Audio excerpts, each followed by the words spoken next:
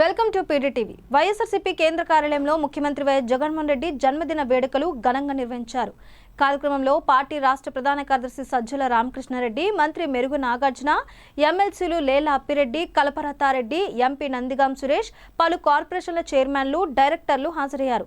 సందర్భంగా సజ్జల రామకృష్ణారెడ్డి మాట్లాడుతూ సామాజిక న్యాయం అమలు చేసిన ఘనత జగన్దే అన్నారు. ఇచ్చిన హామీలను నెరవేర్చి పేదల జీవితాల్లో వెలుగు తెచ్చిన నాయకుడు జగన్ అని పేర్కొన్నారు. తండ్రిని మించిన తనయుడుగా జగన్ పాలన అందిస్తున్నారు. పూర్తి పారదర్శకంగా సంక్షేమ పథకాలు అందించిన ఘనత జగన్దే.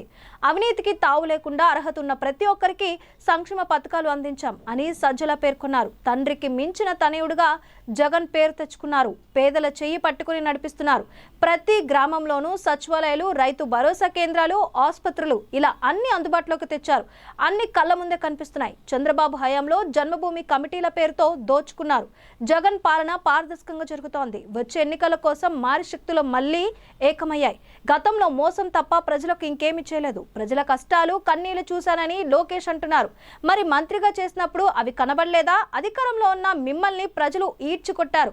అయినా సరే మళ్ళీ ప్రజలను నమ్మించేందుకు మళ్ళీ ప్రయత్నాలు చేస్తున్నారు. ఎల్లో మీడియాను అడ్డు పెట్టుకుని ప్రజలను భ్రమల్లో ఉంచుతున్నారు అంటూ సజ్జల మండిపడ్డారు. సీఎం జగన్ పుట్టినరోజు పురస్కరించుకొని గురువారం 2 తెలుగు రాష్ట్రాలతో పాటు ఇతర రాష్ట్రాలు, విదేశీల్లో భారీ ఎత్తున సేవా కార్యక్రమాలను వైఎస్ఆర్సీపీ శ్రేణులు చేపట్టాయి.